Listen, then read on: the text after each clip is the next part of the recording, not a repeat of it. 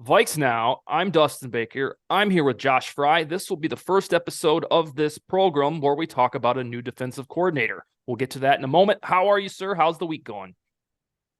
I'm good. A lot better now that we finally got a DC, and looking forward to seeing how this thing actually builds itself up through the offseason and then get into September, baby.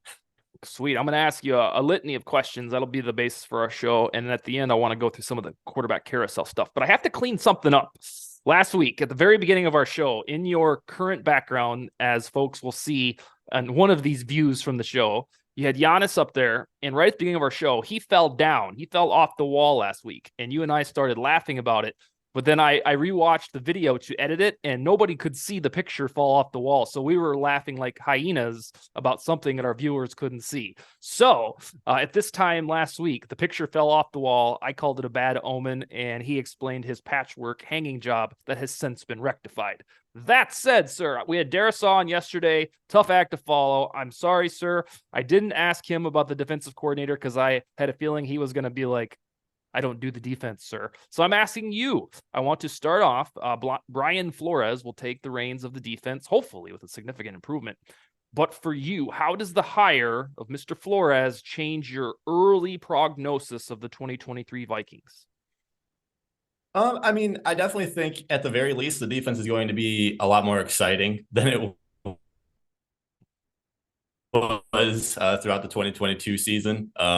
It kind of for me, it kind of reminds me of KOC coming in and taking the reins of the offense after Mike Zimmer was there. And then it was like the 2020, 2021 season was kind of just felt like blah.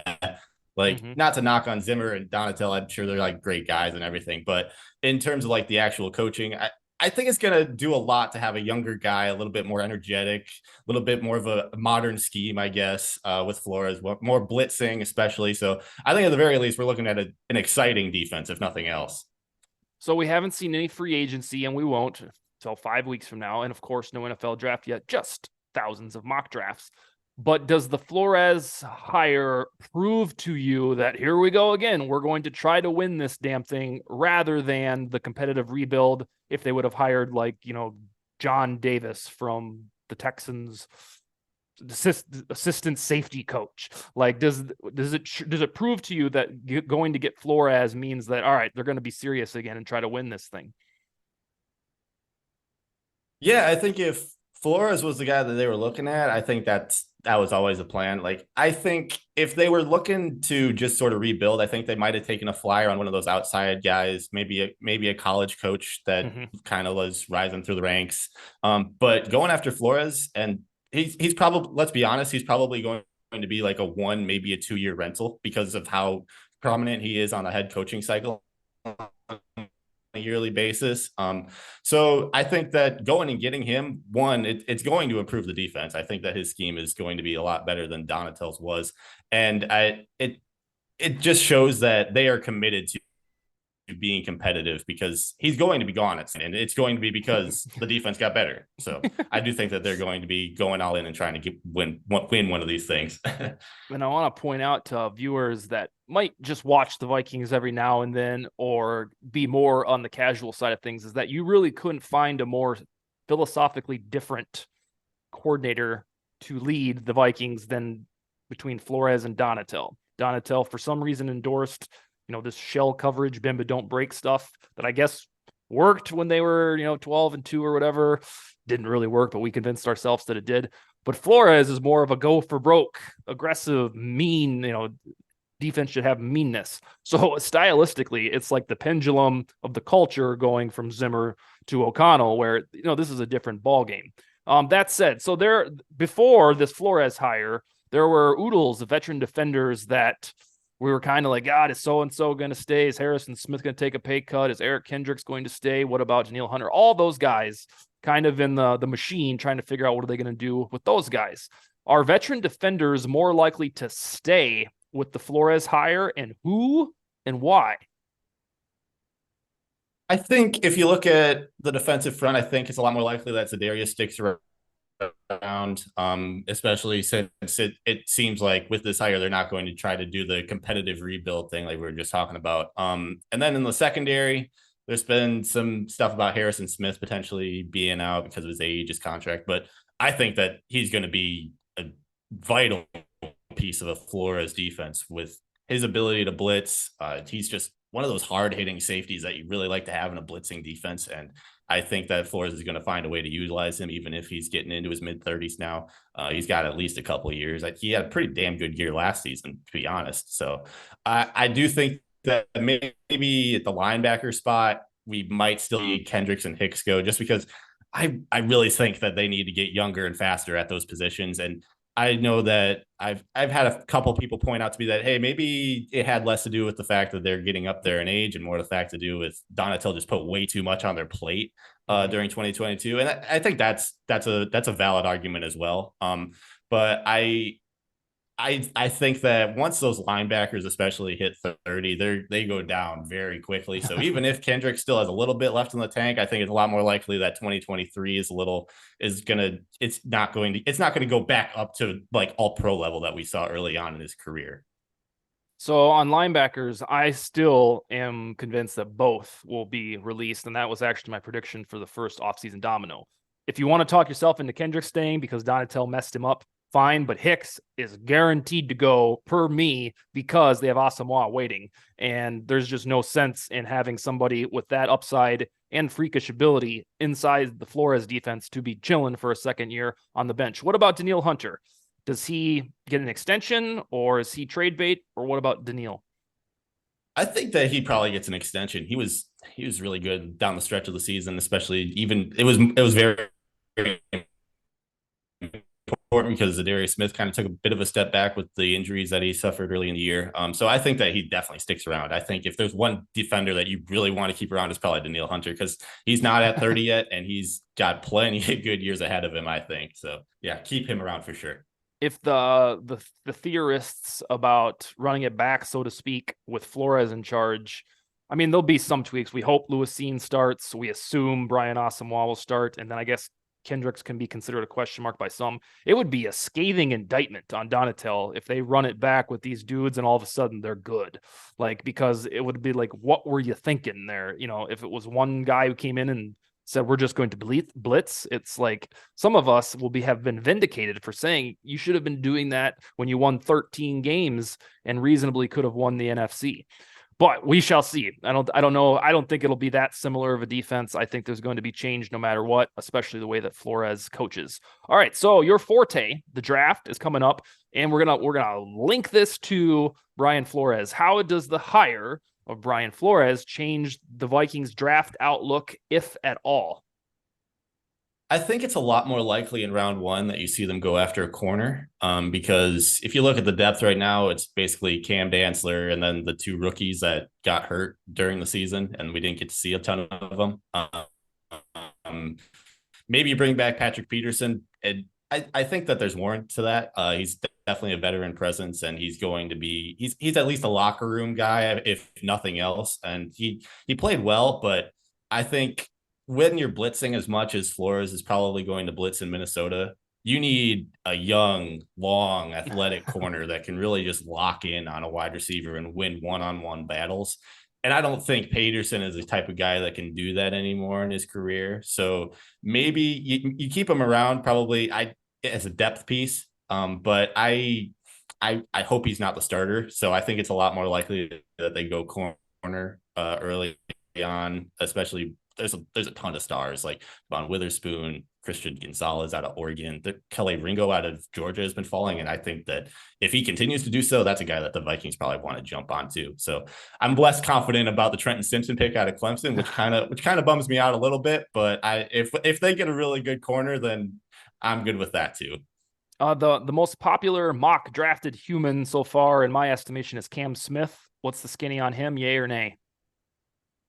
I think he'd be fine too. Like I said, there's a ton of guys. Pretty much anybody being mocked in the first round right now is a guy that you can probably plug and start day one. So I think Cam Smith, he's a very physical guy too. And like we talked about, do you need a lockdown guy who gets physical and press coverage? Cam Smith is a guy that can get that done. So I'd be fine with that one too. Yeah, he's seen. I think Jordan Reed had him in his first and only mock draft. I want to say either McShay or Kuiper. And then, as you know, there's literally thousands from every website imaginable, mock drafts, and that's the name that I keep Yeah. popping up. All right. So we got Flores. It sounds like you're on board. I'm certainly on board, and the Vikings community almost universally is like, hell yes. So what I want to do is veer away from the Vikings for a minute, stay on the same sport, of course. I'm going to give you rapid fire men on the quarterback carousel. I came up with this list about 2 weeks ago, and my estimation, there was 20 names of players that could potentially start, even if they're a patch over guy, to the rookie, whoever that might be. So you can either give me a one team destination or a 10-second synopsis on why that is.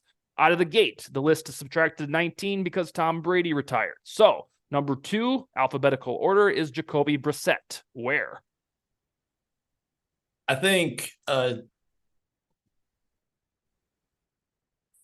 looking at the Carolina Panthers, they need a quarterback over in Carolina more than anything else.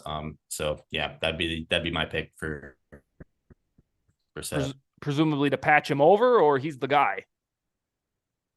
I think it's just a patch over. I don't think he's a guy, but yeah. Derek Carr. Derek Carr, everything points to the Saints after all the stuff that broke last night, and then they're visiting today. So that's where I'd go with that. Kirk Cousins, does he stay in purple? I think he stays in purple. Andy Dalton. Andy Dalton's a tough one because I feel like there's a lot of places he could go, but I kind of lean towards him sticking around in New Orleans. It kind of got the vibe that he kind of enjoyed it down there, and that seems like a good place to wrap up a career. So why not stick around? Samuel Darnold. Sam Darnold. I think the guy that Carolina would be least willing to part with would be Sam Darnold. So I feel like they'd probably run it back with him too, maybe as a backup, maybe flip him and Jacoby Brissett on a weekly basis too. Who knows? Yeah, the one thing that was weird about him is he played wonderful for whatever couple games for the Panthers, and everybody's just so sour on him that nobody cared. The next one is supremely interesting because he's in this thing every year. Jimmy Garoppolo. Jimmy Garoppolo, if the Raiders don't go or if they don't go quarterback in the draft, I think that they got to go get Jimmy G. I think they definitely need to go find a quarterback for sure. So yeah, I'd go with Vegas for that. Okay. And that reminds me of somebody who's coming up. It's okay for you to double up on these. You don't think you have to do this massive, chessboard of, I have to do this because you're doing it all on the fly. The next one is Taylor Heineke. I don't think Washington wants to get rid of him just yet. I think that if nothing else, he's worth at least a 1-year deal just to see what you got. Because I mean, you've already know what you got with Carson Wentz. So Lamar Jackson. I think he's still around in Baltimore. If Baltimore lets him walk, that's an egregious move by them. Yeah, I think they're caught up on the how many millions, whether it's 200 or 270. I think that's where they're caught up. I don't think it's a matter of, do we want to get married to this guy? Trey Lance. I think he sticks around in San Fran. I'm not convinced that Brock Purdy's going to be the guy in San Francisco, even with all the talent on the roster. So you got to keep him around. And you're not going to get the same draft capital that you spent for him. So might as well at least see what you got. This one's probably the most boring because I think he talked his way out of a QB1 job. Marcus Mariota. I think he might stick around in Atlanta, and you just flip-flop him and Desmond Ridder, where Ridder's the starter, and then if it goes bad, you plug in Mariota again. Kind of like what we saw with Justin Fields in Chicago with Andy Dalton, too. The absolute hero of week 17, I believe, Baker Mayfield. This one's weird too, because I think he might stick around in LA, especially if Matthew Stafford stays. He keeps having those injury concerns. You got to have a quality backup, and Baker Mayfield's not the greatest quarterback ever, obviously, but I think he's at least a quality backup. So I think he sticks around. Yeah, in that one game, McVay proved beyond the shadow of a doubt, hey, I can win with this guy who doesn't even know the playbook. Number 13, you got 7 left. Gardner Minshew. If I want to be selfish here, I'd say the Vikings because I've been rooting for this guy to end up in Minnesota for the past 3 years. No, that works. So yeah, you know what? Screw it. Let's just go Minnesota. Yeah, we'll say that Mullins thinks that he can patch somebody over elsewhere. We'll start Minshew mania. Tyler Huntley, the Pro Bowler. Um, I think he might be a candidate to go to Arizona, especially with Kyler Murray probably being out for the start of the 2023 season. They might want to get a guy with at least a similar sort of play style in there. So Huntley might be a guy that they go after. Dark isolation retreat, Aaron Rodgers. I I I don't think he gets traded to the Jets. I think if he plays, I think it's probably in Green Bay. Okay, so you think the retreat here of total darkness by himself is a referendum on whether or not he wants to retire? Yeah, that's what I'm at. I think it's 50-50 right now, either stay in Green Bay or just retire, because I don't think he wants to go through the whole shenanigans of getting traded. Sure. The next guy was all the craze 3 months ago, and now nobody cares. Cooper Rush, free agent. Cooper Rush, I kind of see New England playing there because I'm not super sold on Mac Jones. Maybe you go see, at least as a guy in training camp, as a body, maybe you bring him in and see if he can compete with Mac Jones at least a little bit. But maybe I'm just pulling at straws there. That's all right. That's what this exercise is for. Probably the biggest no-brainer on the list, other than Tom Brady's retirement, Geno Smith. I think he stays in Seattle. I don't think that they want to spend one of those draft picks this year on a quarterback, and he played well last year, so bring him back. It's kind of weird that he's in a spot where if he stays there, we kind of know that he's going to be pretty good. But if he went to any other team in week 1, I would walk on eggshells. Like, can he replicate this? He hasn't anywhere else. It's a really weird spot to be in. Yeah, I think he's more valuable to Seattle than he is any other team. So they're probably going to offer him the most money, and he's at least comfortable in that system too. Pete Carroll, the quarterback whisperer, evidently. Number 18, Carson Wentz.